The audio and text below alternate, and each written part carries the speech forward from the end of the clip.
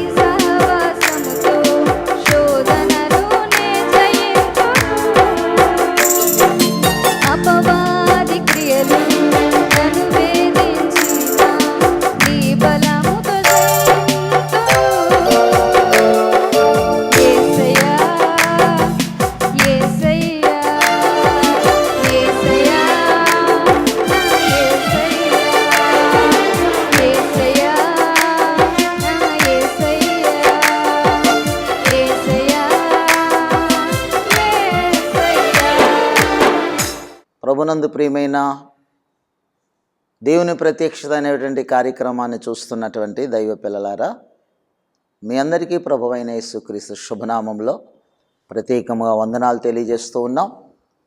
ఈ కార్యక్రమాన్ని Mandapeta new Jerusalem central church తరపున మీకు అందిస్తున్నాం. వీక్షిస్తున్న మీ అందరూ కూడా ఈ కార్యక్రమం కొరకు ప్రార్థించాలని ప్రభుపేట నేను మనవి చేస్తున్నాను. మీ ప్రార్థనా అవసరతలు కూడా మాకు తెలియచేయండి. రండి వాక్య ధ్యానంలోనికి వెళదాం. ప్రియమైన దేవుని బిడ్డలారా, రండి పరిశుద్ధ గ్రంథము తెరిచి మార్కు సువార్త 5వ అధ్యాయము 21వ వచనం నుండి చూద్దాం. కొన్ని వచనాలు మనం చదువు 21వ వచనం నుంచి 24వ వచనం వరకు కూడా చదువుకుందాం. యేసు మరలా ధోని ఎక్కి అద్దరికి వెళ్ళినప్పుడు బహుజన సమూహములు ఆయన యొద్దకు కూడి వచ్చెను. ఆయన సముద్ర తీరమున ఉండగా సమాజపు మందిరపు అధికారులలో యాయీరు అను ఒకడు వచ్చి ఆయనను చూచి ఆయన పాదముల మీద పడి, నా చిన్న కుమార్తె సావనై ఉన్నది, అది బాగుపడి బ్రతుకునట్లు నీవు వచ్చి దాని మీద నీ చేతులు ఉంచవలనని ఆయనను మిగులు బతిమలాడు కొనగా ఆయన అతనితో కూడా వెళ్ళాను. చాలండి. ప్రియమైనటువంటి దేవుని బిడ్డలారా, ఇక్కడ చదువుతున్నటువంటి ఈ మాటలు మనందరికీ తెలిసినటువంటివే. కానీ ఈరోజు నీతో ఏదో ఒక ప్రత్యేకమైన నూతనమైనటువంటి విధానంలో మాట్లాడడానికి దేవుడి సందేశాన్ని అనుగ్రహిస్తూ ఉన్నాడు. ఇక్కడ యాయూరు అనేటువంటి ఒక వ్యక్తి ఉన్నాడు. ఈయన సామాన్యమైన వ్యక్తి ఏమీ కాదు. ఈయన గొప్ప ధనవంతుడు, పైగా సమాజ మందిరపు అధికారి కూడా. అయితే ఈయనకు ఒక చక్కనైనటువంటి 12 సంవత్సరాల వయసు కలిగినటువంటి అందమైనటువంటి చక్కని కుమార్తె కూడా ఉన్నది. అయితే అనుకోని రీతిగా ఈ కుమార్తెకు జబ్బు చేయటం వలన తండ్రిగా ఆ కుమార్తెను బ్రతికించుకోవాలని, తండ్రిగా ఆ కుమార్తెకు మంచి మెడిసిన్ ఇచ్చి రక్షించుకోవాలని ప్రయత్నం చేశాడు. కానీ ఆ బిడ్డ రోగానికి అనేకమైనటువంటి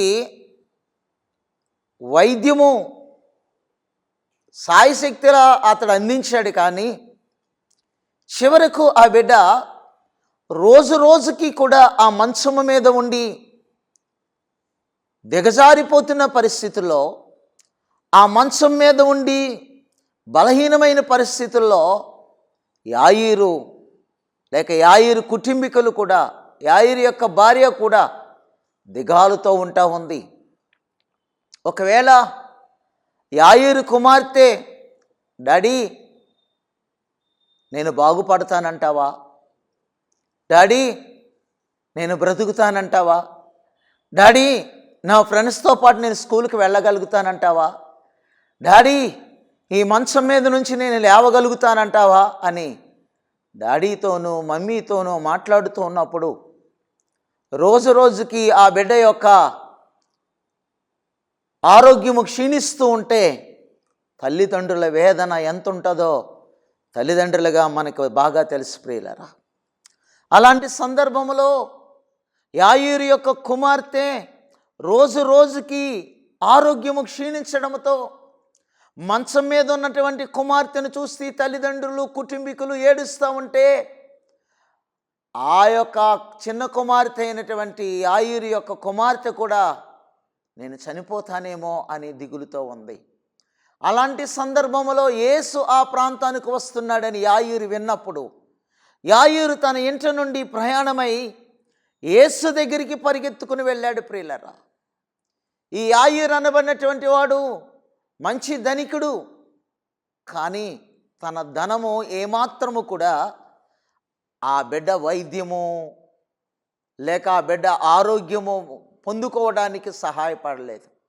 అలాంటి సందర్భంలో నా యేసయ్య ఆ ప్రాంతానికి వచ్చినప్పుడు, నా యేసయ్య స్వస్థపరుస్తాడని యాయీరు గుర్తించినప్పుడు యాయీరు తన ఇంటి నుండి పరిగెత్తుకొని యేసు దగ్గరికి వెళ్ళి ఆయన పాదముల మీద పడి అంటున్నాడు. చదువుదాం 22వ వచనములో, వచ్చి ఆయనను చూచి నా దేవుని పాదముల మీద పడి నా చిన్న కుమార్తె చావనై ఉన్నది, అది బాగుపడి బ్రతుకున్నట్లు నీవు వచ్చి దాని మీద చేతులు ఉంచవలనని ఏమంటున్నాడండి. యాయీరు దుఃఖ స్వరముతో, యాయీరు వేదనతో, యాయీరు యొక్క గుండె పగిలిపోతున్న సందర్భంలో పరుగు పరుగున వచ్చి ఆ సముద్ర తీరమున దోణి దిగుతున్న యేసు దగ్గరికి వచ్చి ఆయన పాదాల మీద పడి, అయ్యా నాకు ఒక చిన్న కుమార్తె ఉన్నదయ్యా, అది చావడానికి సిద్ధంగా ఉందయ్యా, అది మంచము మీద దిగులు చేత ఉందయ్యా, అనేక దినముల నుండి, అనేక రోజుల నుండి, అనేక వారముల నుండి, అనేక నెలల నుండి ఆమె కుళ్ళి కృషించిపోతుందయ్యా.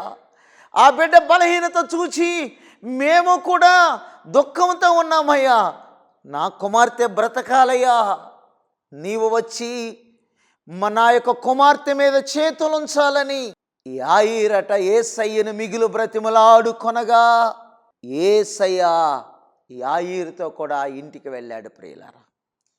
ఇంటికి వెళుతున్నటువంటి సందర్భములలో ఆ ఇంటి నుంచి ఒక రాకూడని వర్తమానం వచ్చింది, వినకూడని వర్తమానం వచ్చింది, చెప్పడానికి భయంకరమైనటువంటి వర్తమానం వచ్చింది. యాయీరు ఇంటి నుండి యాయీరు యొక్క బంధువులు, ఆ ఊరి వారు వచ్చి యాయీరు ఎక్కడ, యాయీరు ఎక్కడ, యాయీరు ఏమైపోయాడని అనుకుంటున్న సందర్భంలో ఎవరో చెప్పారు యాయీరు యేసయ్య దగ్గరికి వెళ్ళాడు అని. ఆ యాయీరుకి సంబంధించిన కుటుంబీకులు యేసు దగ్గరున్న యాయీరు దగ్గరికి వచ్చి యాయీరుతో అంటున్నారు, ఇంక వద్దు యేసయ్య, నీవు ఇంటికి వచ్చాయి, నీ కుమార్తె చచ్చిపోయింది, నీ కుమార్తె ఇంకనూ చనిపోయింది.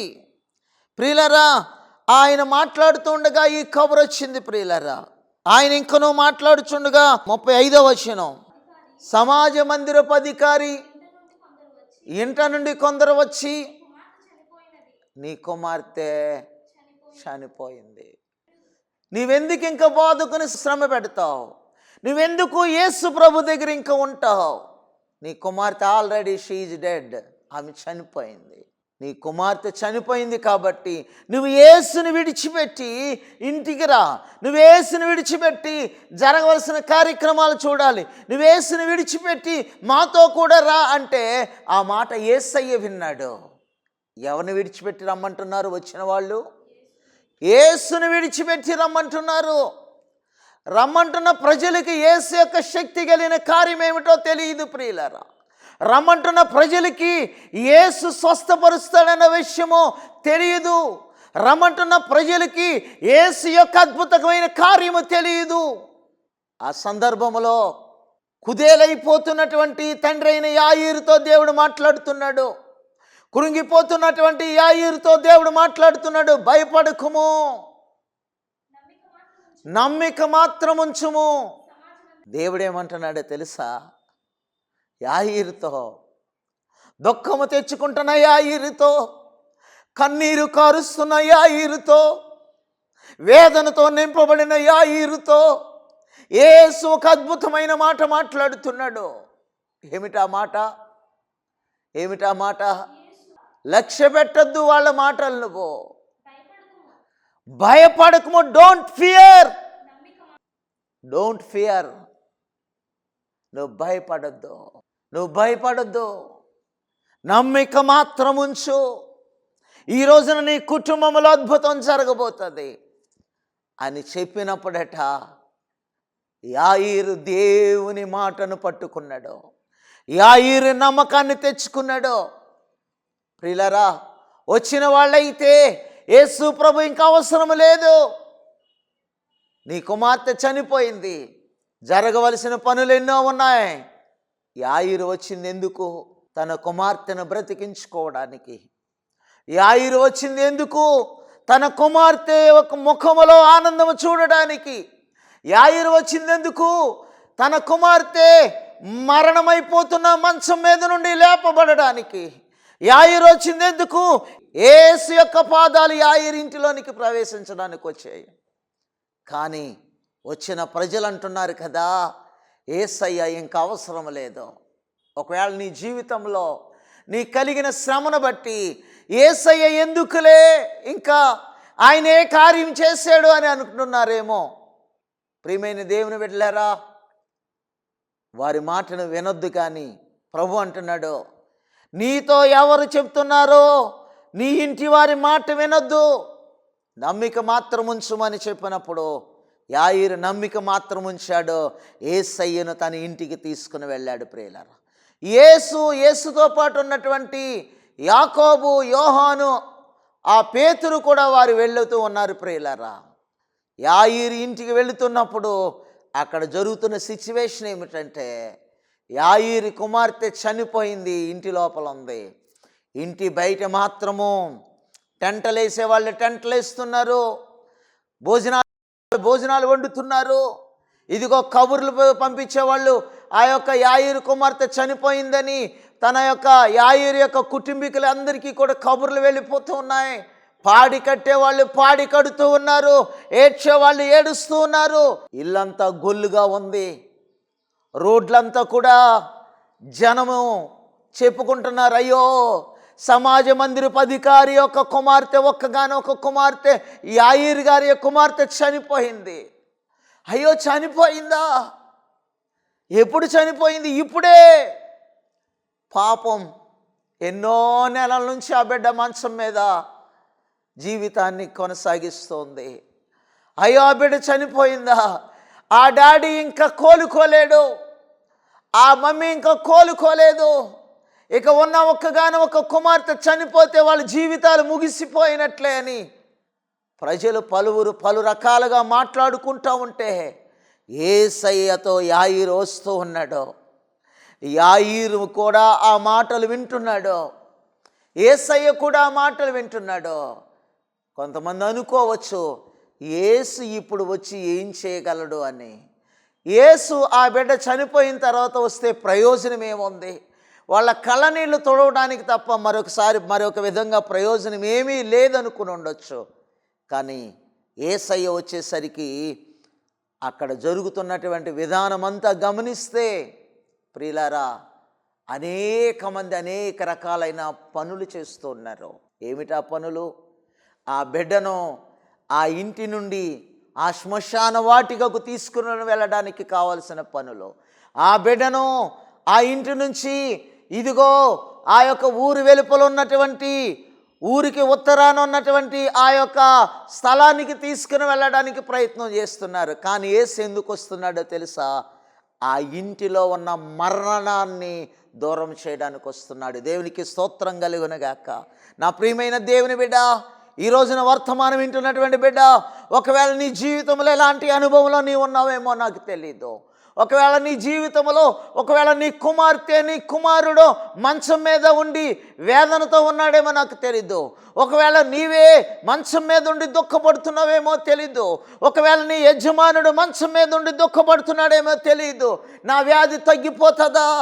ఒకవేళ నేనేమో ఇదిగో మరణమైపోతానేమో, ఒకవేళ నా భార్య ఏమైపోతుందో, ఒకవేళ నా భర్త ఏమైపోతాడో, ఒకవేళ నా బిడ్డలు ఏమైపోతారో, ఇదిగో నా జీవితం ఏమైపోతుందో అని కన్నీరు కారుస్తున్నావేమో. ఈ రోజున యాయీరు ఇంటికి వచ్చిన యేసయ్య ఈ రోజున ఈ టెలివిజన్ ద్వారా నీ ఇంటిలోనికి దేవుని యొక్క వాక్యాన్ని విడుదల చేస్తూ ఉన్నాడు. ఆయన నీతో మాట్లాడటానికి ఇష్టపడుతున్నాడు. ఈ ఛానల్ ద్వారా నిన్ను కలుసుకోవడానికి ఆయన ఇష్టపడుతున్నాడు. ప్రియమైన దేవుని బిడ్డలారా, ఒకవేళ నీ ఇంటిలో మరణపు వాసన వస్తుందేమో నాకు తెలియదు. ఒకవేళ నీ ఇంటిలో మరణ దూత ప్రవేశించాడేమో నాకు తెలియదు. అయినప్పటికీ యేసు నీ ఇంటికి వచ్చినప్పుడు యాయీరు ఇంటిలో జరిగిన అద్భుతాన్ని నీ ఇంటిలో కూడా చేయడానికి ఇష్టపడుతున్నాడు. ప్రియులరా, యేసయ్య వస్తూ ఉంటే అనేక మంది ఇదిగో యేసును చూచి ఇంకొంచెం ముందొచ్చి ఉంటే బాగుండును కదా, ఆ బిడ్డ బ్రతికేది కదా, ఇంకొంచెం ముందొచ్చి ఉంటే బాగుండు కదా, ఆ యాయీరు కుమార్తెలో ఇదిగో సంతోషాన్ని చూసేవాళ్ళము కదా. ఇంకా చనిపోయిన తర్వాత చేయగలిగింది ఏముందని వంటలు వండేవాళ్ళు వంటలు వండుతుంటే, టెంటలు వేసేవాళ్ళు టెంటలు వేస్తుంటే, ఇదిగో కబుర్లు చెప్పేవాళ్ళు కబుర్లకు పరిగెత్తుతూ ఉంటే, ఇదిగో ఆ యొక్క యాయీరు ధనవంతుడు గనక ఇదిగో ధనవంతుడికి అనేక మందికి మరి ఆ యొక్క బిడ్డ గురించి సమాచారం ఇవ్వాలని అనేకులు నలుగురు నాలుగు రకాలుగా పరుగులెత్తుతూ ఉంటే, పాడి కట్టేవాళ్ళు కడుతూ ఉంటే యేసయ్య ఆ స్థలానికి వచ్చాడు. ప్రియులారా, ఏడ్చేవాళ్ళు ఏడుస్తూ ఉన్నారు. యేసు వెళ్ళడానికి కూడా అవకాశం లేని సందర్భంలో స్థలమియుడి దేవుడేమంటున్నాడు? చదవమ్మా. దేవుడు అంటున్నాడు కదా, ఇదిగో ఆ యాయీరు ఇంటిలోనికి వెళ్ళడానికి వచ్చి వారు వేదనతో ఏడుస్తూ ఉంటే లోపలికి పోయి, మీరెందుకు ఇంత దుఃఖముగా ఏడుస్తున్నారు? ఈ చిన్నది నిద్రించుచున్నదే గాని ఈ చిన్నది ఏం చేస్తోంది? ప్రియులారా, ఈరోజు అంశం ఏమిటంటే, నీవు యాయీరు కుమార్తెవా లేక యేసయ్య కుమార్తెవా? ఈ యొక్క సందేశానికి టైటిల్ ఏమిటంటే, నీవు యాయీరు కుమార్తెవా లేక యేసయ్య కుమార్తెవా? యాయీరు కుమార్తె అయితే చనిపోయింది, యేసయ్య కుమార్తె అయితే బ్రతికించబడింది. ప్రియులారా, యాయీరు ధనవంతుడే, యాయీరు సమాజ మందిరపు అధికారే కావచ్చు, సర్వాధికారాలు ఉండి ఉండొచ్చు, కానీ యాయీరు కుమార్తెను బ్రతికించగలిగిన అధికారము యాయీరులో లేదు. ప్రియులారా, కనుకనే యాయీరు అధికారము కలిగిన మరణాన్ని జయించిన మరణమును శాసించగలిగినటువంటి దేవుణ్ణి తీసుకుని వచ్చాడు. ఇదిగో ఆ ఇంట్లో ఉన్న వాళ్ళందరినీ చూచి మీరందరూ బయటికి వెళ్ళండి, ఏడుస్తున్న వారందరినీ బయటికి పంపించాడు. పేతురు గారిని, యోహాను గారిని, యాకోబు గారిని దేవుడు లోనికి తీసుకుని వెళ్ళి తన తల్లిదండ్రులను మాత్రమే, ఆ యొక్క 12 సంవత్సరాల ప్రాయము కలిగినటువంటి యాయీరు కుమార్తెకు సంబంధించిన తల్లిదండ్రులు మాత్రమే ఇంటిలో ఉంచాడు. ప్రియులారా, ఇంటిలో ఉండి ఆ చనిపోయినటువంటి చిన్నదానితో చెయ్యి పట్టుకొని తలితాకుమి అని పిలుస్తూ ఉన్నాడు. ఆ మాటకు మన తెలుగులో అర్థం ఏమిటంటే చిన్నదానా లే అన్నాడు. ఎంత గొప్ప అద్భుతమైన మాట అండి ఈ రోజున. ఆయన మాట్లాడితే ఆశీర్వాదమే కాదు, ఆయన మాట్లాడితే మరణము పరిగెత్తుకుని వెళ్ళిపోతుంది. మరణము ఆ స్థలములో లేకుండా పారిపోతుంది. మరణము ఆయన మాటకు విధేయత చూపి వెళ్ళిపోతుంది. మరణము యేసు ఉన్న చోట ఉండదు ప్రియులరా. యేసు లేనంత వరకు కూడా ఆ మరణము ఆ బిడ్డను పలకరించింది. యేసు ఆ ఇంటికి రానంతసేపు కూడా ఆ మరణము ఆ మంచం మీద తన స్నేహితురాలుగా కౌగులించుకుంది. యేసు రానంత వరకు కూడా యాయిరు ఇంటిలో మరణము తిష్ట వేసుకుని ఉంది. యేసు ఆ ఇంటికి రానంత వరకు కూడా మరణము ఆ బిడ్డను భయకంపితురాలుగా చేసింది. మరణము ఆ బిడ్డతో మాట్లాడింది. ఆ మరణ భయము చేత యాయిరు కుమార్తె ఇదిగో దిగులు చేత ఉన్నది. ప్రియులారా, నా ప్రియమైనటువంటి దేవుని బిడ్డలారా, ఈ రోజున నీ జీవితంలో ఒకవేళ ఎలాంటి స్థితిలో ఉన్నావేమో నాకు తెలియదు, కానీ యేసు వచ్చిన వెంటనే మరణము యాయిరింటి నుండి తొలగిపోయింది. దేవునికి స్తోత్రం కలుగునుగాక. హల్లెలూయా. ఈ రోజున నువ్వు యాయిరు కుమార్తెగా ఉంటే మరణము తప్పదు, కానీ యేసయ్య కుమార్తెగా ఉంటే మరణము నీ యొద్ద నుండి పారిపోతుంది. కనుక ప్రియమైన దేవుని బిడ్డలారా, ప్రియమైనటువంటి దేవుని బిడ్డలారా, నువ్వు యేసయ్య కుమార్తెగా ఈ రోజున ఆయన యొద్దకు రాగలుగుతావా? ఇదిగో ఒకవేళ మంచం మీద ఉండి ఈ టీవీ ద్వారా నీవు దేవుని వాక్యాన్ని వింటున్నావేమో నాకు తెలియదు, కానీ ఒకవేళ బలహీనమైపోయి నాకు ఈ రోగం తగ్గటం లేదే, ఒకవేళ బలహీనమైపోయి నేనేమైపోతానని దిగులుతో ఉన్నావేమో, ఇప్పుడు నీవు నీ మంచం మీద ఉండి యేసయ్యా ఒక్కసారి రా ప్రభువా, నన్ను ఆదరించు ప్రభువా, నాతో మాట్లాడు ప్రభువా, ఈ మరణము అనేటువంటి ఈ యొక్క మరణ దూత నా ఎదురు నుండి తొలగించు ప్రభువా, నీ కొరకు సాక్షిగా జీవిస్తాను అని నీవు నిశ్చయించుకోగలిగితే యాయిరు కుమార్తె వలె నువ్వు బ్రతుకుతావు. దేవునికి స్తోత్రం కలుగునగాక. ఆ 12 సంవత్సరాల వయసులో ఆ బిడ్డ ఎంత ఆనందముగా ఉంటుందో, ఆ బిడ్డ ఇదిగో నడుస్తూ ఉన్నప్పుడు, ఆ బిడ్డ ఇదిగో ఆ ఇంట్లో తిరుగుతూ ఉన్నప్పుడు, ఆ బిడ్డ మాట్లాడుతూ ఉన్నప్పుడు ఆ తల్లిదండ్రులకి ఎంత ఆనందం. ఆ బిడ్డే మరణానికి దగ్గర అయిపోతుంది అంటే ఎంత విచారం. ప్రియమైన దేవుని బిడ్డలారా, ఈ రోజున యాయిరు కుమార్తెగా నీవు ఉండడానికి ఇష్టం లేదు, కానీ యేసయ్య కుమార్తెగా ఉంటే నీవు మేలు పొందుకుంటావు. ప్రియులారా, నీకే బలహీనత ఉన్నప్పటికీ కూడా నా దేవుడు నీతో మాట్లాడుతూ ఉన్నాడు. నా దేవుడు నిన్ను స్వస్థపరచడానికి కార్యక్రమం ద్వారా నీతో మాట్లాడుతున్నాడు. నా దేవుడు నిన్ను మరలా సాక్షిగా నిలపడానికి నిన్ను ఇష్టపడుతున్నాడు. ఇదిగో కృంగిపోతున్నావా? వద్దు. యాయిరుతో అంటున్నాడు, యాయిరు డోంట్ ఫియర్, భయపడవద్దు. డోంట్ ఫియర్, నువ్వు భయపడొద్దు. యాయిరు ఒకవేళ కబురు తెచ్చిన వాళ్ళ మాట విని వెళ్ళిపోతే యాయిరు కుమార్తె శ్మశానంలోనికి వెళ్ళవలసి ఉండేది.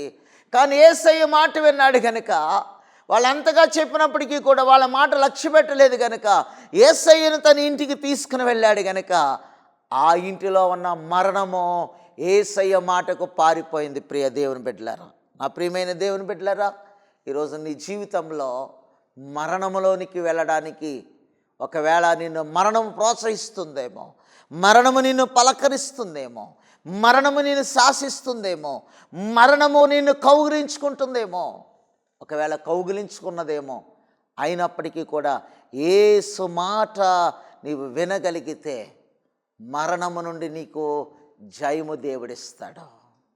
ఇదిగో శాపము నుండి జయము దేవుడు నీకు ఇస్తాడు. ఇదిగో శోధన నుండి జయము దేవుడు నీకు ఇస్తాడు. అవమానము నుండి జయము దేవుడు నీకు ఇస్తాడు. నీవు మరలా లేచి తిరుగుతావు. ఈ వాక్యాన్ని వింటున్నటువంటి దేవుని బిడ్డలారా, దేవుడు నిన్ను బ్రతికించబోతా ఉన్నాడు గనక, దేవుడు నిన్ను లేవనెత్తబోతున్నాడు గనక, దేవుడు నీతో మాట్లాడుతున్నాడు గనక, దేవుడు తన మాట ద్వారా స్వస్థత నీకు అనుగ్రహించబోతున్నాడు గనక, నీవు లేవనెత్తబడిన తర్వాత ఈ మాటల జ్ఞాపకం చేసుకునగలిగితే, నువ్వు లేవనెత్తబడిన తర్వాత నీ వలే ఇంకా ఎంతమంది అయితే ఈ మంచము మీద దిగులుతో ఉన్నారో వాళ్ళు కూడా లేపబడడానికి నీ జీవితంలో దేవుని యొక్క పరిచర్య కొరకు నువ్వు నిలబడగలిగితే, ఇదిగో ఈ టెలివిజన్ పరిచర్య ద్వారా మరిన్ని జీవితాలు దేవుని వైపు ఆకర్షించబడతాయి. మరికొంతమంది మంచాల మీద మూలుగుతున్నటువంటి వారిని నీవు చేసే సహాయము ద్వారా, నీవు అందిస్తున్నటువంటి ఈ ఆర్థికమైన ప్రోత్సాహము ద్వారా మరికొంతమంది జీవితాలు దేవుని వైపు మళ్లించబడతాయి. కనుక నా ప్రియమైన దేవుని బిడ్డలారా, ఈ రోజున నీవు మంచం మీద నుండి లేవాలి. ఏసా ఇంటిలోనికి వెళ్ళినప్పుడు ఇదిగో తలితాకుమి చిన్నదానా లేమనగానే ఆ చిన్నది లేచింది. ప్రియులరా, లేచిన వెంటనే అంటున్నాడు, ఈ చిన్నదానికి భోజనము పెట్టండి. ఏం పెట్టాలి? భోజనం పెట్టాలి.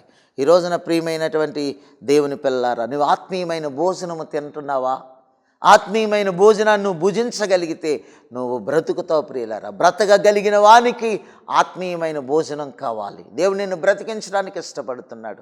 నీవెవరివైనా సరే, ఒకవేళ నువ్వు దేవుని అంగీకరించకపోయినా సరే, ఒకవేళ దేవుడు అంటే ఎవరో నీకు తెలియకపోయినా సరే, ఒకవేళ నువ్వు ఛానల్ మారుస్తూ ఉండగా ఈ బ్లెస్సింగ్ టీవీలో దేవుని వాక్యం నిన్ను పట్టుకుందేమో, ఒకవేళ దేవుని వాక్యం నీతో మాట్లాడుతుందేమో, ఒకవేళ నువ్వు ఏవో సీరియల్ చూద్దామని ఛానల్ మారుస్తున్నావేమో, ఒకవేళ సినిమాలు చూద్దామని ఛానల్ మారుస్తున్నావేమో, ఈ మాట నిన్ను ప్రత్యేకపరిచి నీ జీవితంలో వెలుగు రావాలని, నిన్ను బ్రతికింప చేయాలని, నీ కుటుంబంలో ఉన్న శోధన తొలగించాలని, నీ కుటుంబంలో ఉన్న వేదన తీసివేయాలని, నీ కుటుంబంలో కారుస్తున్నటువంటి కన్నీటిని ఈ రోజుతోనే దేవుడు ఆపు చేయాలని దేవుడు నిన్ను ఈ ఛానల్ ద్వారా బలపరచడానికి ఇష్టపడుతూ ఉన్నాడు. వింటావా? నువ్వెవరివైనా దేవుడు నిన్ను ప్రేమిస్తున్నాడు. మరణము నుండి నిన్ను బయటికి తీసుకురాగలిగిన వాడు ఆయనే. మరణములో నుండి జీవములోనికి దాటించగలిగిన వాడు ఆయన. ఎందుకంటే ఆయన మరణమును జయించి తిరిగి లేచినటువంటి వాడు. ఆయన మరణము మీద అధికారము కలిగినటువంటి వాడు. నీకు నాకు మరణము మీద అధికారం లేదు, కానీ ఇదిగో నీ మరణము మీద అధికారము కలిగిన యేసు మాటను వినగలిగితే యాయిరు ఇంటిలో ఉన్నటువంటి మరణము తొలగిపోయింది. ప్రియమైనటువంటి దేవుని బిడ్డలారా, ఈ రోజున దేవుని కొరకు నీవు జీవించడానికి ఇష్టపడితే దేవుడు ఈ యొక్క మాటను నీకు అందిస్తున్నాడు. కనుక నీ జీవితంలో యాయిరు కుమార్తెగా కాకుండా యేసయ్య కుమార్తెగా బ్రతకాలని దేవుని దాసుడిగా నేను కాంక్షిస్తూ ఉన్నాను. దేవుడు ఇటు మాటల్లో మన వినికిడిలో దీవించునుగాక. Amen, amen, amen. అందరికీ వందనాలండి. మధురం నీ ప్రేమయా, మనసిచ్చి మరువలేనయా. మధురం నీ ప్రేమయా, మనసిచ్చి మరువలేనయా.